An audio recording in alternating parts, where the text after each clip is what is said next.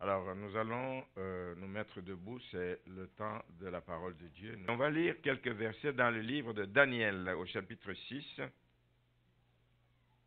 Daniel chapitre 6, on va lire les 10 premiers versets.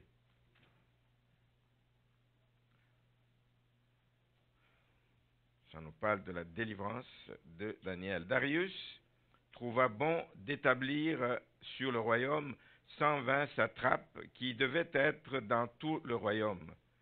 Il mit à leur tête 3 chefs, au nombre desquels était Daniel, afin que ces satrapes leur rendent compte et que le roi ne souffre aucun dommage. Daniel surpassait les chefs et les satrapes parce qu'il y avait en lui un esprit supérieur et le roi pensait l'établir sur tout le royaume. Alors les chefs et les satrapes cherchèrent une occasion d'accuser Daniel en ce qui concernait les affaires du royaume. Mais ils ne purent trouver aucune occasion, ni aucune chose à reprendre, parce qu'il était fidèle et qu'on n'apercevait chez lui ni faute, ni rien de mauvais. Et ces hommes dirent, nous ne trouverons aucune occasion contre ce Daniel, à moins que nous n'en trouvions une dans la loi de son Dieu. Puis ses chefs et ses satrapes se rendirent tumultueusement auprès du roi et lui parlèrent ainsi. Roi Darius vit éternellement. Tous les chefs du royaume, les intendants et les satrapes, les conseillers et les gouverneurs sont d'avis qu'il soit publié un édit royal avec une défense sévère, portant que quiconque dans l'espace de 30 jours adressera des prières à quelque dieu ou à quelque homme, excepté à toi, ô roi, sera jeté dans la fosse aux lions. Maintenant, ô roi, confirme la défense et écrit le décret afin qu'il soit irrévocable selon la loi des Mèdes et des Perses qui est immuable. Là-dessus, le roi Darius écrivit le décret et la défense, et lorsque Daniel sut que le décret était écrit, il se retira dans sa maison où les fenêtres de la chambre supérieure étaient ouvertes dans la direction de Jérusalem. Et 3 fois par jour, il se mettait à genoux, il priait, il louait son Dieu comme il le faisait auparavant. Amen. Je vais m'arrêter là. Merci.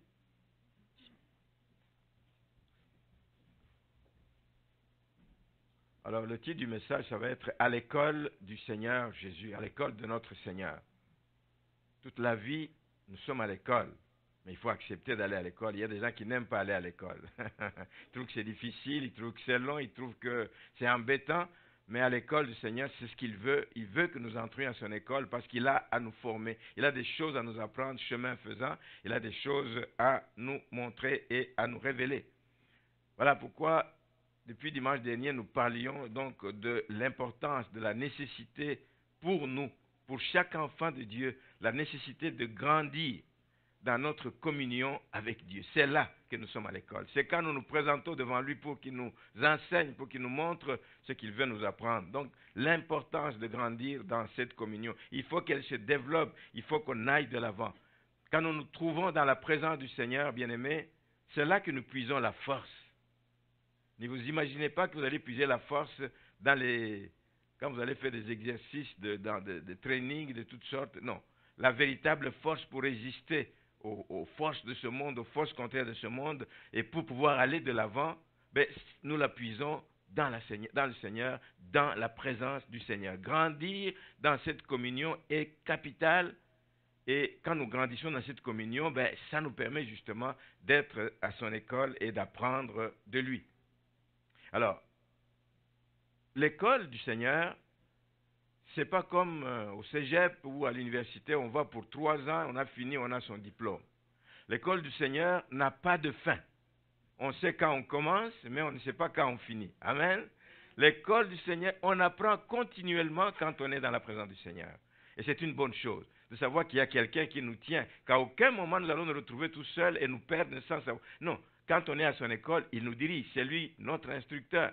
C'est lui qui nous parle, qui nous dit quoi faire. À gauche, va à droite maintenant, fais ceci, ne fais pas cela. L'école du Seigneur n'a pas de fin tant que nous sommes ici-bas. L'école du Seigneur, c'est une école où nous ne savons pas quelle est la prochaine leçon que nous allons avoir. Nous ne savons pas. Parce que si nous le savions, c'est une leçon difficile qui va nous faire passer par le feu. Il y a des gens qui vont fuir. On ne connaît pas la prochaine étape. On ne sait pas à quoi ressemble la leçon qui va suivre. On ne le sait pas. Mais il faut par exemple accepter de continuer à aller avec le Seigneur. L'école du Seigneur, c'est une école où nous apprenons à marcher un pas à la fois. Il n'y en a pas qui soient plus intelligents que les autres, qui sautent d'école, de classe.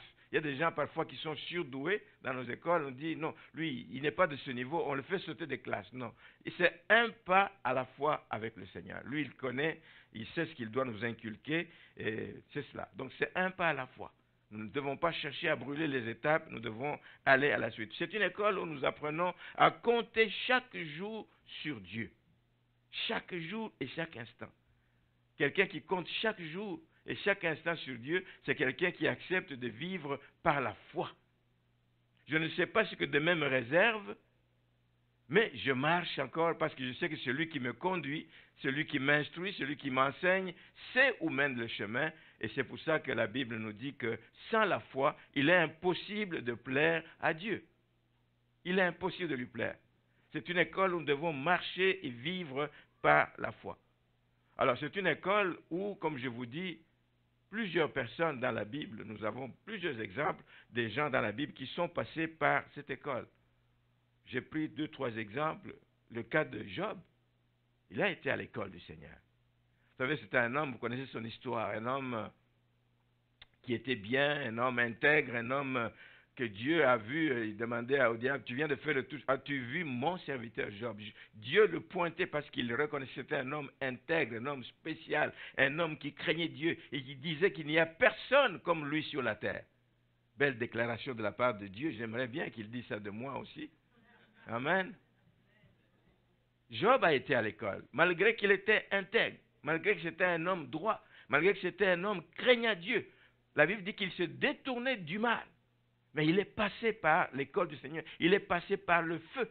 C'est un homme qui était riche, prospère, qui a tout perdu. Non seulement les biens matériels, il a perdu ses enfants, il a perdu son cheptel, il a perdu son bétail, il a perdu sa maison. Il a même failli perdre sa santé lui-même parce que sa femme lui disait, mais maudit Dieu et puis meurt. Mais comme c'est un homme qui était à l'école du Seigneur et qu'il avait accepté, même s'il est sorti parfois des paroles, la douleur nous fait dire parfois des choses, mais jamais cet homme ne s'est détourné contre Dieu, jamais cet homme n'a mis la faute sur Dieu par rapport à tout ce qui lui est arrivé. Jamais, jamais, jamais. C'était un homme intègre. Il est passé par cette école et Dieu merci, il a réussi parce que c'est un bon témoignage que nous avons aujourd'hui, qui nous fortifie, qui nous encourage. Même quand nous passons par le feu, même quand nous passons par des temps difficiles, si nous regardons au Seigneur, il va être présent dans nos vies, il va cheminer avec nous, il va marcher avec nous et nous verrons sa gloire. Amen. David est un autre homme, un homme dont la Bible dit que c'était un homme selon le cœur de Dieu. Le livre des Actes des Apôtres, chapitre 13, verset 28, dit « J'ai trouvé David, fils d'Isaïe, homme selon mon cœur, qui accomplira tous mes desseins. » Mais nous savons que ce même David est passé par des temps difficiles. Quand il fuyait devant Saül, quand il était menacé par son propre fils, il a passé par des temps difficiles, il était à l'école du Seigneur. Merci Seigneur. Il y a aussi un autre exemple, le prophète Élie, que nous connaissons tous par ce passage du livre de Jacques. Il est présenté comme un homme de la même nature que nous. Mais qu'est-ce qu'il a fait de spécial? C'est qu'il pria avec instance pour qu'il ne pleuve pas, pour qu'il ne pleuve pas à cette époque, mais il n'est pas tombé de pluie pendant 3 ans et 6 mois. Mais cet homme qui a fait des choses extraordinaires, il lui est arrivé des temps où il était faible. Dieu a permis que ce temps arrive pour tester sa foi, pour fortifier sa foi, pour le former. Il était à l'école du Seigneur. Quand il s'est retrouvé, après qu'il ait appelé le feu du ciel sur l'autel de sacrifice sur le mont Carmel, après que le feu soit tombé, comme quoi Dieu avait agréé son sacrifice comparativement à ce que faisaient les prophètes de Baal, Élie a fui quelque temps après. C'est impensable. Quelqu'un qui ait fait des choses comme ça, des grandes choses, qui savait que Dieu était avec lui, sous la menace de Jézabel, il a fui, il est allé se cacher, il souhaitait même la mort. À l'école du Seigneur, on peut passer par le feu, mais ça ne veut pas dire que le Seigneur nous abandonne. Tous ces hommes et d'autres encore qu'il y a dans la Bible, malgré leur bon témoignage, ont connu des moments douloureux. Un moment douloureux dans la vie d'un enfant de Dieu, ça n'indique pas que Dieu t'a abandonné, pas du tout. Il permet que tu passes là pour te former, pour forger ton caractère, pour t'apprendre à compter sur lui, à s'attendre à lui, même dans des moments aussi difficiles. Merci Seigneur. Il faut juste savoir que là où Dieu nous veut, là où Dieu te place, là où Dieu te dirige, même si tu dois passer par les épreuves, les circonstances qui sont non souhaitables, non souhaitées, il faut juste savoir que Dieu ne nous abandonnera jamais. Jamais, jamais. Il promet d'être avec nous, même quand nous passons par le feu. Il promet d'être avec nous. Dieu sera toujours notre aide. Voilà pourquoi l'apôtre Paul dit aux Philippiens, au chapitre 4, les versets 6 et 7, dit « Ne vous inquiétez de rien ». Des tas de choses peuvent vous arriver. Ne vous inquiétez de rien. Mais en toutes choses, faites connaître vos besoins à Dieu.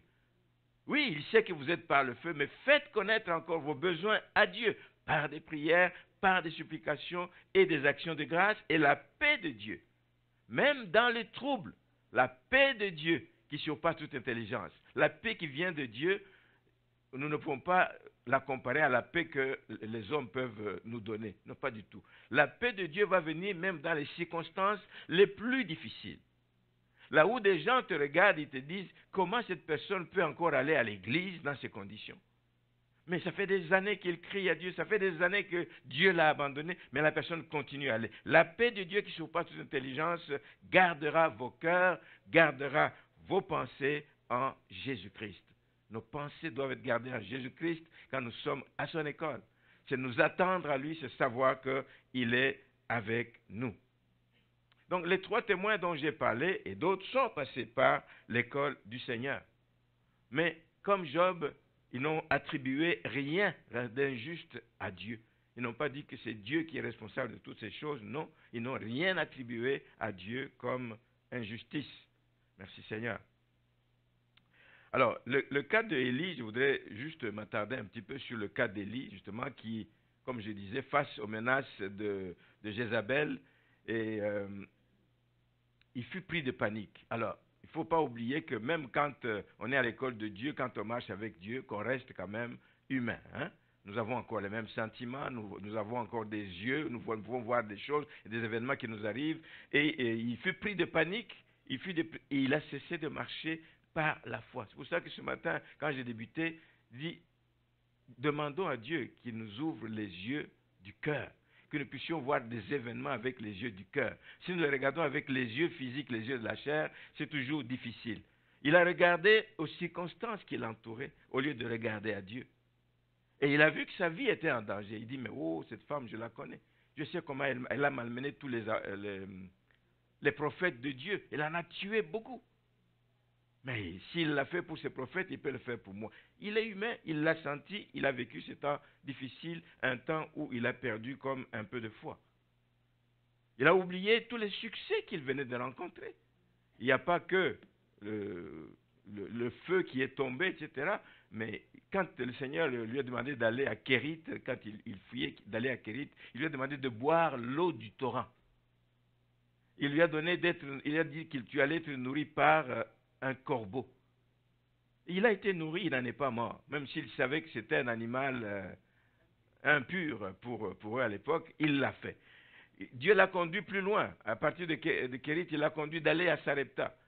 Pas parce qu'il dit, je te sors des conditions difficiles pour t'amener dans des conditions meilleures. À Sarepta, ce n'était pas nécessairement mieux. Oui, peut-être qu'il n'allait pas être nourri par les corbeaux, mais il est envoyé chez une veuve, une femme démunie qui n'a pas de moyens. Il dit, Seigneur, est-ce que tu ne t'es pas trompé d'adresse? Chez une veuve. Qu'est-ce que je vais faire là-bas? Qu'est-ce que je vais manger? Et effectivement, arrivé là-bas, la veuve lui a dit, je n'ai plus rien, qu'un pot de farine, un peu d'huile, et puis après nous mourrons avec mon fils, nous n'avons plus rien à manger. Mais Dieu a multiplié les choses dans sa présence, il l'a vu.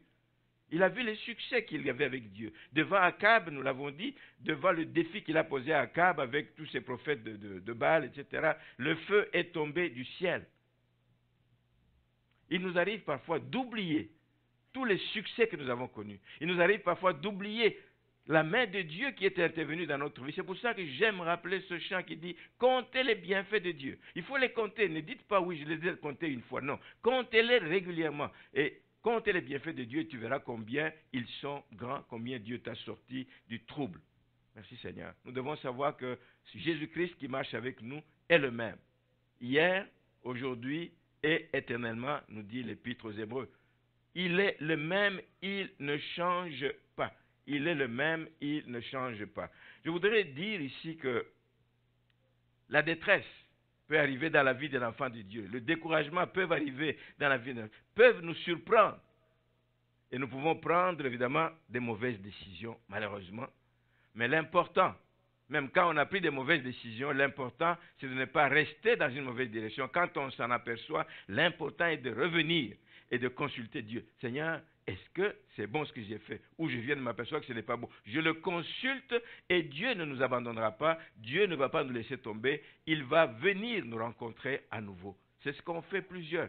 Ils ont eu des succès, ils ont fait des grandes choses pour Dieu, mais ils sont tombés par moments. Mais Dieu les a relevés quand nous revenons à lui de tout notre cœur. Quand nous revenons à lui de tout notre cœur. Frères et sœurs, je vous dis ce matin qu'à l'école du Seigneur, oui, nous recevons des bénédictions divines, mais nous les recevons par la foi. Les bénédictions qui tombent dans nos vies, c'est le résultat de notre marche avec le Seigneur. C'est le résultat de notre... Ce n'est pas le fruit de nos propres efforts, c'est le résultat de notre marche. Si nous marchons fidèlement avec le Seigneur dans ce qu'il nous appelle à faire, ben, cette marche d'obéissance, une obéissance inconditionnelle, va produire des fruits, va produire des résultats. Même si ça produit des bénédictions, mais ça peut nous attirer aussi, évidemment, des problèmes. Mais même quand nous avons des problèmes, le Seigneur n'est jamais loin. Retenez cela, frères et sœurs, le Seigneur n'est jamais loin. Parce que ne vous dites pas un seul instant que les problèmes arrivent dans ma vie, le Seigneur a voyagé, il m'a abandonné, il m'a oublié. Non, il n'est jamais loin, il est là à notre écoute. Voilà pourquoi il nous dit dans les psaumes, il y a 2 versets dans le psaume 34, qui dit « Quand les justes crient », psaume 34, 17, je crois, l'Éternel entend et les délivre de toutes les détresses. Il entend.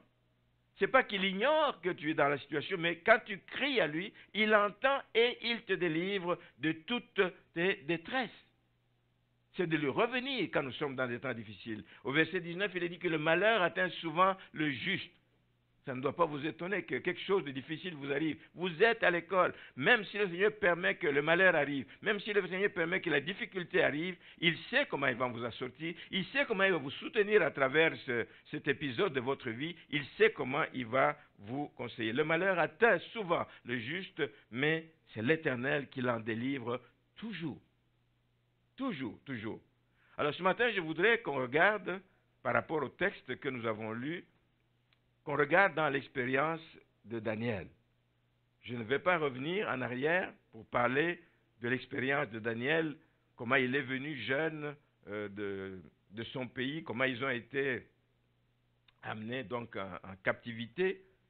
Mais on sait qu'à travers tout ce qu'il a vécu depuis son jeune âge, il est passé par l'école du Seigneur. Il est passé par l'école du Seigneur. La Bible nous parle de Daniel comme étant un homme qui avait accumulé beaucoup d'expérience. Beaucoup d'expérience, il a travaillé pendant plus ou moins 60 ans aux côtés des grands de cette époque, des rois Nebuchadnezzar. Il a travaillé aux côtés du roi Belshazzar, etc. Et il a été grand à cette époque. C'était un homme d'expérience. C'était un homme aussi juste. C'était un homme juste. Le malheur atteint souvent les justes. Nous allons voir que des épreuves de toutes sortes leur sont arrivées à cause du fait qu'ils ont décidé de marcher fidèlement selon les voies du Seigneur. Et chaque fois que tu décides de marcher fidèlement dans les voies du Seigneur, attends-toi aussi que l'ennemi va te lancer des flèches, il va te tendre des pièges. Mais ce n'est pas étonnant, tu n'es pas seul, le Seigneur n'est jamais loin, il est toujours à tes côtés. C'était un homme juste, c'était un homme fidèle, c'était un homme qui bénéficia de la faveur du roi Darius. Les textes que nous avons lus donc dans Daniel, c'était à l'époque du roi Darius, et il bénéficiait beaucoup de sa faveur parce qu'on voit qu'il coopta Daniel parmi les 3 grands de son royaume. Les 3 qui devaient donc diriger son royaume et lui rendre des comptes. Alors un homme qui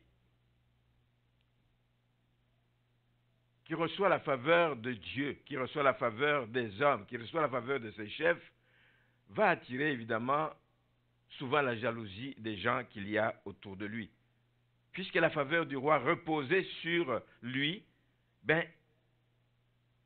cela a attiré donc la jalousie de ses collègues.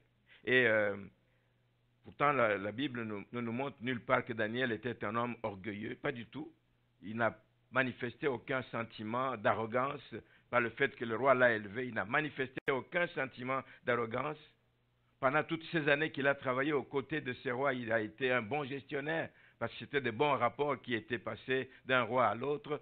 C'était un homme correct. Mais à cause de la jalousie de ses collègues, et ils voulaient des promotions, ils ont donc commencé à chercher à l'accuser. Ils ont cultivé la haine contre Daniel. Et on voit dans le chapitre 6, au verset 13, comment ils sont en train de présenter Daniel. Un homme qui a travaillé depuis 60 ans aux côtés des rois, qui vivait avec eux depuis 60 ans. Il dit, au verset 13, il dit, ils prirent de nouveau la parole et dirent au roi Daniel, voici comment il le présente, il dit, c'est l'un des captifs de Juda. Un homme qui a occupé de hautes fonctions. Il le présente encore, l'un des captifs de Juda n'a tenu aucun compte de toi, ô roi, ni de la défense que tu as écrite, et il a fait sa prière 3 fois par jour. Ils ont commencé à monter un complot justement parce qu'ils disent, bon, puisque nous ne trouvons pas de faute sur cet homme, puisque nous ne trouvons pas ce qu'on peut lui reprocher, on va aller voir du côté de son Dieu, on va le piéger en matière de sa foi. Et c'est ça qu'il montre le complot en disant, mais roi, signe un décret que toute personne qui va prier un autre Dieu que toi pendant X temps, qu'il soit puni de mort, qu'il soit jeté donc dans le feu, dans la fournaise. Et la foi de Daniel était certainement connue. Ce n'est pas quelqu'un qui cachait sa foi. Tout le monde savait quel Dieu il priait, et il savait comment il tenait à son Dieu, et donc sa foi était connue de tous. Il vivait sa foi publiquement, et sa vie traduisait la vie de foi qu'il menait. C'est-à-dire que ce qu'il disait, ce qu'il proclamait de sa bouche, les gens le voyaient dans ses actes, dans sa manière de vivre, dans sa manière de se comporter. Voilà pourquoi il ne pouvait rien trouver de reproche à lui faire à ce sujet. Au verset 7, alors, il juge d'un stratagème malhonnête parce qu'ils vont le faire à l'insu de Daniel. Il dit, tous les chefs du royaume, les intendants, les satrapes, les conseillers, les gouverneurs, sont d'avis qu'il soit publié un édit royal avec une défense sévère, portant que quiconque, dans l'espace de 30 jours, adresse des prières à quelque dieu ou à quelque homme, excepté à toi, sera jeté dans la fosse aux lions. Ils le font de manière cachée, sans associés. Ils faisaient partie de l'équipe autour du roi, mais ils le font de manière cachée pour aller donc mettre ce piège. Ils savaient bien que Daniel ne l'accepterait pas. Daniel craignait son Dieu. Daniel savait ce que lui disaient les Écritures dans le livre d'Exode. Tu ne te prosterneras devant aucun homme, devant aucun objet, seul devant le Dieu d'Israël. Amen. Et donc ici, on vous demande de prier le roi. Il dit non, je ne le ferai pas. Et ils savaient qu'il ne le ferait pas. Et ils vont essayer de lui tendre donc ce piège. Mais au verset 10, on voit que Daniel a résisté. Daniel a résisté parce qu'il savait qu'il n'était pas seul.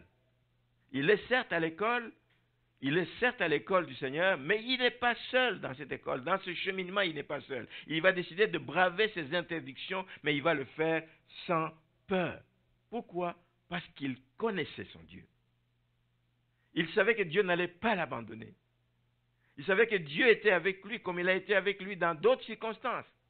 Il était avec lui, il restera avec lui. Il connaissait son Dieu, il maintenait cette communion avec Dieu. C'est pour ça que je vous dis, il faut grandir. Nous grandissons et nous maintenons cette communion et nous connaissons davantage Dieu et nous développons notre confiance en lui. Mais si vous n'avez pas développé cette communion avec lui, si vous n'avez pas développé la connaissance de Dieu, si vous ne le connaissez pas, comment allez-vous avoir confiance envers quelqu'un que vous ne connaissez pas? Daniel avait développé cette confiance et il a tenu ferme sur sa position. La menace qui lui avait été faite de le jeter dans la fosse lion n'a pas eu d'impact sur lui. Ça ne l'a pas intimidé un seul instant. Il n'a pas du tout été intimidé par cette menace. Alors on peut se demander, oh, comment ça se fait qu'il n'avait pas peur d'être jeté dans la fosse lion? Il sait qu'une fois qu'on te jette dedans, écoute, c'est des lions qui sont affamés, donc ils tombent dessus, ils vont te bouffer tout cru là. Mais qu'est-ce qui fait qu'il pouvait résister? Qu'est-ce qui fait qu'il pouvait... D'où est-ce qu'il tirait cette force? D'où est-ce qu'il tirait cette force? Pour que nous aussi nous puissions aller tirer cette force de là et que nous puissions marcher. Peu importe où nous mène le Seigneur, peu importe les voies par lesquelles nous fait passer, que nous puissions demeurer fermes, même devant les menaces les plus graves qui peuvent se présenter sur nos vies. La Bible nous dit, au verset 3 du chapitre 6 que nous avons lu, que Daniel surpassait les chefs des satrapes parce qu'il y avait en lui quelque chose de supérieur, un esprit supérieur. Un esprit supérieur. Voici ce qui faisait la force. Il avait en lui un esprit supérieur. C'est ce même esprit qui, bien avant cela, a permis, si vous lisez dans le livre de Daniel, toujours au chapitre 2, au chapitre 4, quand le roi Nebuchadnezzar cherchait quelqu'un qui devait interpréter un songe qu'il avait fait, tous les autres, tous les magiciens, enfin les gens qui étaient autour du roi n'ont pas pu trouver la raison, mais Daniel a pu trouver parce qu'il avait un esprit supérieur en lui. Quand tu as l'esprit de Dieu en toi, tu es fort. Quand tu as l'esprit de Dieu en toi, tu peux résister devant les menaces. Quand tu as l'esprit de Dieu en toi, tu peux faire des exploits, tu peux aller là où, en temps normal, les gens ne veulent pas aller. Donc, c'est ce même esprit qui lui a permis d'expliquer à une autre époque du roi Belchassar, quand il y a eu, vous connaissez l'histoire d'une main qui écrivait sur le mur des paroles « Mene, mene, tekele », dit « pesez, pesez », etc. Tu n'as pas été jugé ayant du poids là-dessus. C'est lui qui a pu interpréter ces paroles. Le roi voit une main qui écrit, il dit, c'est quoi? Il demande aux gens, il menace les gens, il dit, mais vous devez me dire ce que c'est. Personne ne pouvait. Seul Daniel pouvait le faire parce qu'il avait un esprit supérieur. L'esprit supérieur, ce n'est autre que l'esprit du Seigneur. C'est le même esprit qui le faisait remarquer parmi ses collègues. C'est le même esprit que nous avons. Nous avons le même esprit, un esprit de force, un esprit de vérité, un esprit qui nous permet de discerner des choses qui sont cachées au commun des mortels.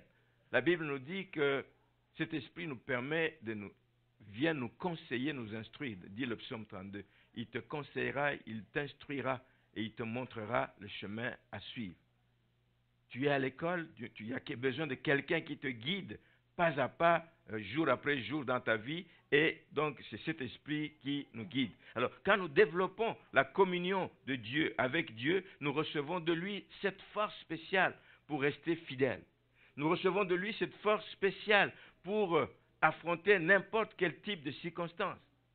Nous refusons de Dieu cette force spéciale pour refuser de plaire au monde. Le monde nous sollicite, le monde nous offre, nous fait des offres alléchantes. Mais pour pouvoir résister à cela, nous avons besoin de l'Esprit du Seigneur. Amen. L'Esprit du Seigneur en nous, c'est ce qui nous permet donc de résister. Voici la première force que Daniel avait, qui lui venait de l'Esprit supérieur qui était en lui. Au verset 10, on dit, lorsque Daniel sut que les décrets étaient écrits, il se retira dans sa maison où les fenêtres de la chambre supérieure étaient ouvertes dans la direction de Jérusalem, et 3 fois par jour, il se mettait à genoux, il priait. La menace était là, il brave la menace, et il dit, je garde mes habitudes, je garde mon rythme de vie, Je garde mon rythme de prière, même si cela est interdit, je garde. Sa force, frères et sœurs, venait de la vie de prière. La prière est combattue dans la vie des chrétiens. Beaucoup combattue. Beaucoup combattue. Nous le disons toujours, dans les réunions de prière, les gens viennent, ils reconnaissent, Dieu merci que les gens sont honnêtes pour dire, je suis venu, mais je n'avais aucune envie de venir. Aucune envie, pas parce que tu avais des choses à faire, mais aucune envie parce que, oh non, je me sens bien chez moi. Je me sens bien chez moi. On appelle à la prière parce qu'il y a des besoins, parce que l'Église a des besoins. Nous avons besoin de prier pour le salut des âmes. Nous avons besoin de prier pour tous ces traités qui sont distribués dans l'évangélisation. Nous avons prié pour toutes ces personnes qui les ont reçus pour que leur cœur soit touché à l'écoute de la parole de Dieu, à la lecture de la parole de Dieu, et que ces gens viennent au Seigneur. Mais la prière est combattue. Alors, la force dont nous avons besoin, c'est d'avoir cette vie de prière. Et on voit que quand la menace est tombée dans la vie de Daniel, il n'est pas allé chercher à se justifier auprès du roi. Il aurait pu. Il dit, mais comment ça? Ils ont joué derrière mon dos, mais moi aussi j'ai accès au roi, je vais aller lui parler. Je dis, mais comment est-ce que tu peux accepter des choses comme ça? Il ne l'a pas fait. Son recours, c'était devant le trône de Dieu. Amen. Son recours, c'était d'aller dans la présence du Seigneur. Parce qu'il avait développé cette culture de l'intimité. Il dit, je parlerai à mon Père, qui lui est au-dessus du roi, qui est au-dessus de Darius, qui est au-dessus des menaces, qui est au-dessus de toutes ces situations. Je parlerai à mon Dieu. Voici une force que nous avons quand nous sommes à l'école du Seigneur, qui nous appelle à prier et à prier sans cesse. Les besoins sont là, c'est dans la prière que nous puisons la force. Et je voudrais juste dire que avant d'aller chercher des solutions à gauche et à droite, ayons l'habitude de recourir à Dieu. Vous avouez avec moi que souvent, notre première réaction quand nous sommes devant un problème, c'est rarement de dire non, je prends un temps et je prie le Seigneur. Je prends un temps et je jeûne pour cette situation avant que je n'aille commencer à chercher des solutions à gauche et à droite, quelle que soit la situation. Même si on te dit telle maladie t'est arrivée, etc., une maladie grave, la première réaction devrait être allons vers le Père. Allons voir le Seigneur. Pas dire, oh, cours, je vais prendre rendez-vous. Non, d'abord vers le Seigneur. D'abord vers le Seigneur. Et c'est une force que nous devons avoir comme enfants de Dieu. Daniel s'est retiré dans la chambre haute, dans la chambre supérieure de la maison où il était. Il s'est retiré. Laissant tout, il dit, oh, l'heure est grave. L'heure est grave, c'est le temps d'aller brancher mes batteries. C'est le temps d'aller devant la présence du Seigneur pour aller chercher la force nécessaire pour résister devant cette situation. Sinon, je vais me laisser avoir. Il se retira dans la chambre supérieure qui était réservée à la prière pour chercher refuge, pour chercher réconfort. Seigneur, voici cette huile qui vient de me tomber dessus. Qu'est-ce que je fais? Qu'est-ce que je deviens? Chercher refuge, chercher le réconfort dans la prière avant de chercher la solution auprès des hommes. Si nous sautons, nous allons plus loin. Il y a un autre élément de force que je voulais signaler dans le chapitre 9 de Daniel. C'est tout au début.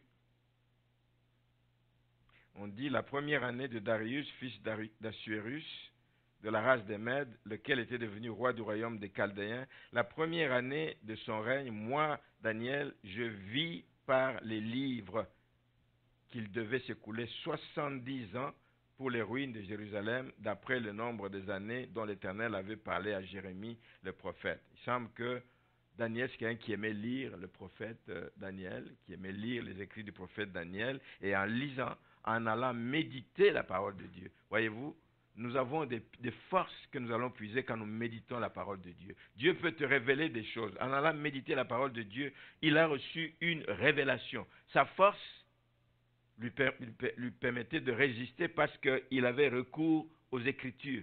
La méditation, il y a des richesses que nous puisons dans la méditation de la parole de Dieu. En lisant des passages que nous n'allons pas lire de Jérémie, au chapitre 25, il a découvert que le temps de la captivité allait durer autant d'années. Il vient de le dire ici. D'après le nombre d'années que l'Éternel avait parlé à Jérémie, 70 ans pour les ruines de Jérusalem. C'est le temps de la captivité que ça allait durer. Il a découvert aussi toujours dans Jérémie, au chapitre 29, verset 10, qu'il y avait une promesse de délivrance. Oui, je vous ai envoyé en captivité, mais il y a une promesse de délivrance. C'est que ce n'est pas une captivité éternelle. Il y a un temps qui a été fixé après lequel viendra une délivrance. Alors ça lui donne des indications. Ça lui donne des indications. Même chose quand il lit dans la loi de Moïse, il découvre d'autres choses. Donc il ne lisait pas seulement dans Jérémie, mais il lisait aussi tous les autres livres de l'Ancien Testament. Donc la loi de Moïse, les livres lévitiques, etc. Il lisait pour voir quelles étaient les conséquences de la désobéissance. Il lisait quelle était la clé pour en sortir. Ce n'est pas juste dire voici les conséquences de la désobéissance, mais Dieu dit quelles sont les clés pour en sortir. Dans Lévitique chapitre 26, on le voit.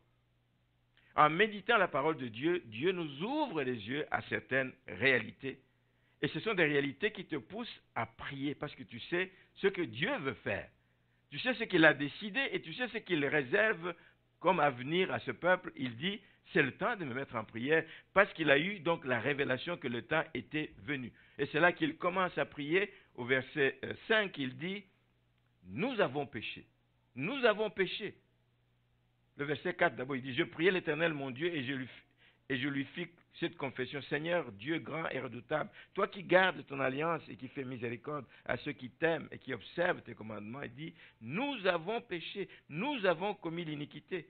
Ce n'est pas juste de dire, le temps est arrivé pour notre délivrance, pour notre libération. Seigneur, je reconnais que nous avons péché. Ce qui nous est arrivé, ce qui est arrivé à mon peuple, c'est à cause de notre désobéissance. Nous avons péché.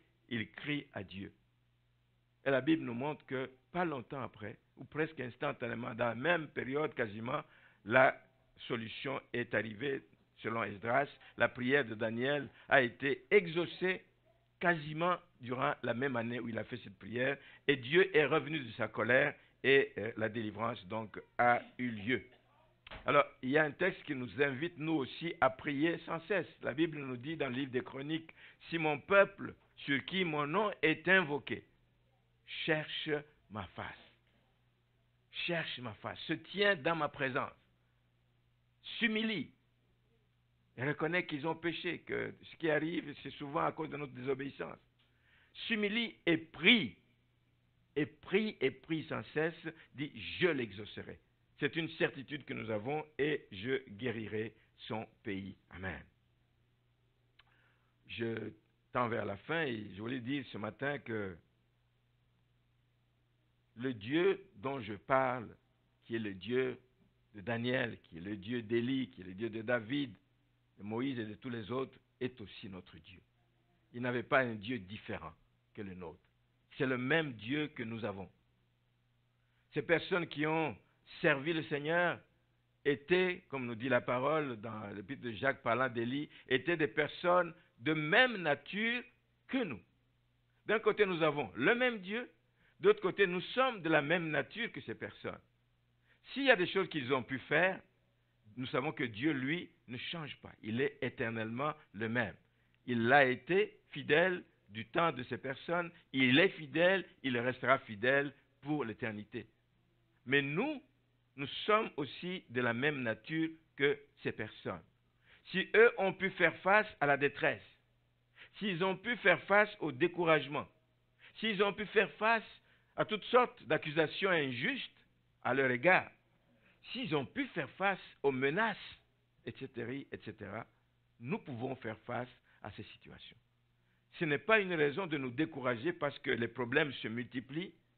Nous devons juste savoir que de la même manière que Dieu a été fidèle avec eux, de la même manière que Dieu a été leur défenseur, de la même manière que Dieu a été leur bouclier et leur force, Dieu va être notre défenseur, notre bouclier et notre force. Alors acceptons d'aller à l'école du Seigneur.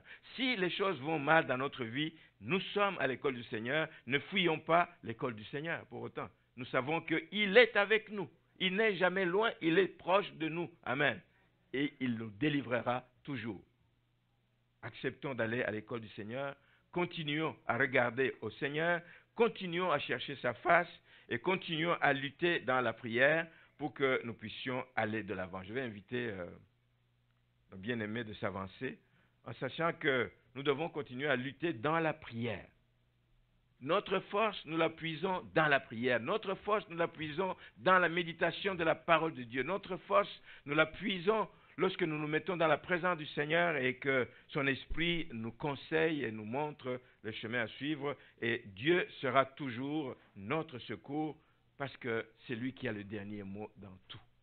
C'est lui qui a le dernier mot. Pas nos ennemis, pas ceux qui veulent nous arrêter, pas ceux qui veulent nous faire du mal, mais c'est lui qui a le dernier mot. Quand on le sait, frères et sœurs, on peut marcher tête haute. La situation est difficile. Les gens se demandent comment tu tiens. Tu dis, parce que mes yeux sont fixés sur celui qui peut tout, sur celui qui tient le monde entre ses mains. Amen. Acceptons d'être à l'école du Seigneur et nous verrons sa gloire si nous faisons ce qu'il nous commande de faire.